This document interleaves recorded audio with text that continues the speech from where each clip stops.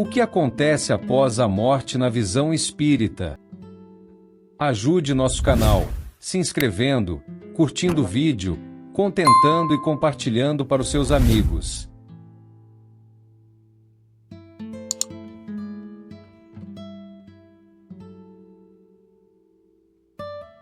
O que acontece após a morte? Para onde vamos? Existe realmente vida além da vida? Vamos explorar juntos o que o Livro dos Espíritos, de Allan Kardec, nos revela sobre o mundo dos espíritos no plano espiritual que coexiste com o nosso mundo material. Prepare-se para uma viagem esclarecedora e cheia de aprendizado. O mundo dos espíritos. No Espiritismo, o mundo dos espíritos é descrito como a dimensão primitiva e eterna. É nele que vivem os espíritos desencarnados, ou seja, as almas que já não estão mais presas a um corpo físico. De acordo com Kardec, este mundo é o verdadeiro lar dos espíritos. Enquanto o plano material é transitório, o plano espiritual é permanente. Tudo começa e termina nele. Mas o que isso significa na prática? Imagine o mundo espiritual como uma grande escola, onde os espíritos vêm para aprender e evoluir. Quando estamos encarnados, ou seja, vivendo na Terra, estamos em um período de prova e aprendizado. Mas ao retornar ao mundo espiritual, podemos refletir sobre nossas escolhas e nos preparar para novas experiências. O que acontece após a morte? O momento do desencarne, o processo de separação do espírito do corpo físico, é uma das fases mais importantes da jornada do ser humano. Segundo o Livro dos Espíritos, ao deixar o corpo físico, o espírito mantém sua individualidade. Ou seja, ele não se dissolve, não desaparece. Tudo que somos em termos de sentimentos, pensamentos e conhecimentos permanece conosco. O perispírito, a ponte entre os mundos. O que conecta o espírito ao corpo enquanto estamos encarnados é chamado de perispírito, uma espécie de corpo espiritual. Ele é sutil, invisível para nós, mas real e presente no plano espiritual. Quando desencarnamos, o perispírito continua nos acompanhando, carregando as marcas de nossas vivências e de nossa evolução moral. No momento do desencarne, o espírito é recebido no mundo espiritual, de acordo com sua vibração e estado moral. Espíritos mais elevados que praticaram o bem e cultivaram valores morais elevados são acolhidos em regiões mais harmoniosas. Por outro lado, aqueles que ainda estão presos a sentimentos como ódio, inveja ou culpa, podem enfrentar regiões mais densas, onde continuarão seu aprendizado e depuração. A vida no mundo dos espíritos é muitas vezes, imaginamos o mundo espiritual como algo vago, distante, talvez até irreal. Mas para o espiritismo, ele é tão concreto quanto o plano material. No entanto, é regido por leis próprias, diferentes das que conhecemos na Terra. No mundo dos espíritos, a vida continua. Lá os espíritos trabalham, estudam e convivem com outros espíritos. Sim, existem ocupações no plano espiritual. Espíritos mais evoluídos dedicam-se a ajudar os encarnados e os desencarnados que ainda estão em sofrimento. Já os espíritos em aprendizado seguem em tarefas que contribuem para a sua evolução. Espíritos superiores e inferiores, diferenças e características.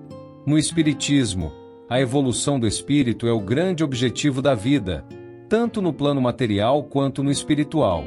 Para compreender essa jornada, Allan Kardec nos oferece uma visão clara sobre as categorias dos espíritos, dividindo-os em duas grandes classes principais: os espíritos superiores e os espíritos inferiores. Essa classificação não é feita por julgamentos arbitrários, mas com base no progresso moral e intelectual de cada espírito. Espíritos superiores. Os espíritos superiores são aqueles que já alcançaram um grau avançado de evolução moral e intelectual.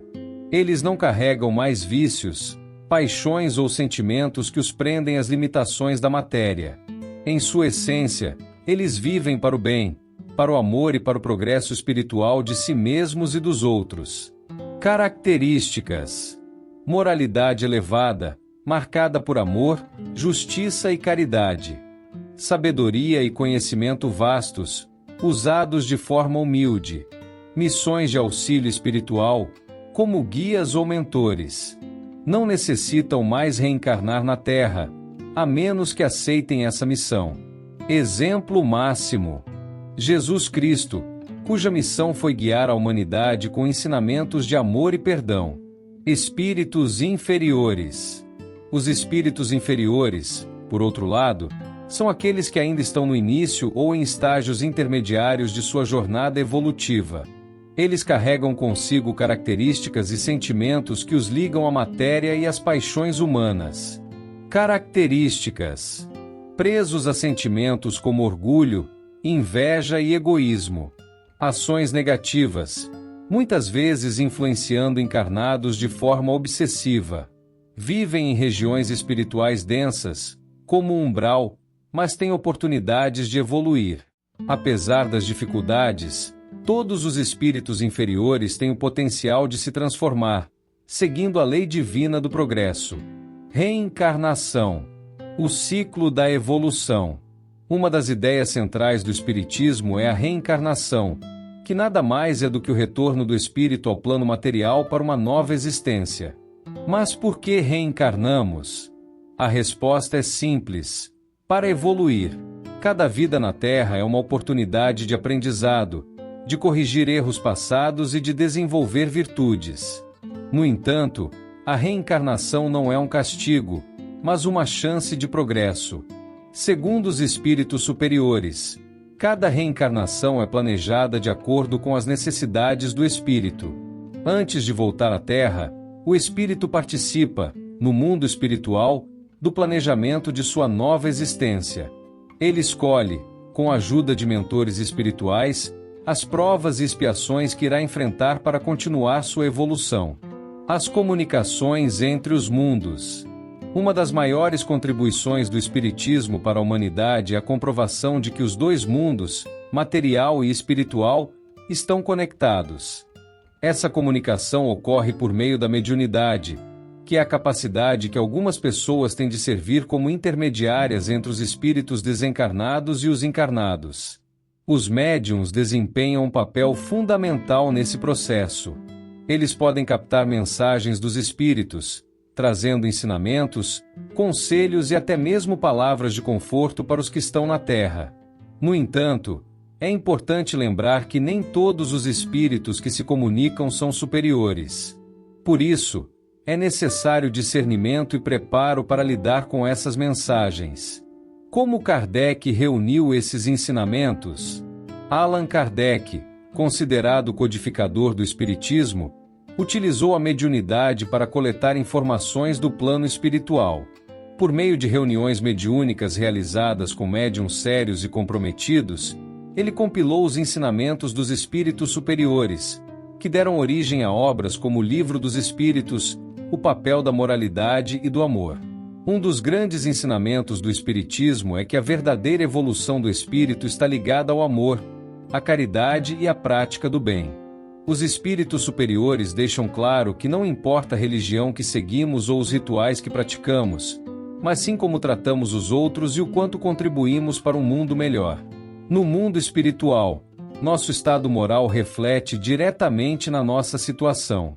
Um espírito que cultivou valores como perdão, humildade e compaixão encontrará paz e harmonia ao desencarnar. Por outro lado, aqueles que se deixaram levar pelo egoísmo, pela violência ou pela falta de amor, enfrentarão desafios que os levarão a repensar suas escolhas. Por que estudar o mundo dos espíritos?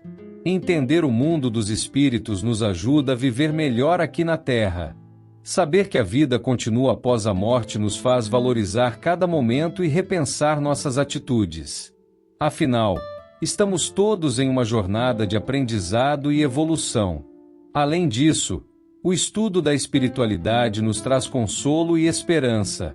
Ele nos mostra que não estamos sozinhos, que nossos entes queridos que já partiram continuam vivos e que sempre podemos contar com a ajuda de espíritos amigos e mentores espirituais. Conclusão: O mundo dos espíritos não é um mistério insondável. Ele é uma extensão natural da vida que vivemos aqui na Terra, regido por leis divinas e pelo propósito maior de evolução. Allan Kardec nos mostrou por meio de O Livro dos Espíritos que podemos compreender esse universo e, mais importante, nos preparar para ele. Que tal começarmos agora mesmo a construir um futuro mais luminoso para o nosso espírito? Vamos cultivar o bem, a caridade e o amor ao próximo, porque essas são as verdadeiras riquezas que levaremos conosco para o mundo espiritual.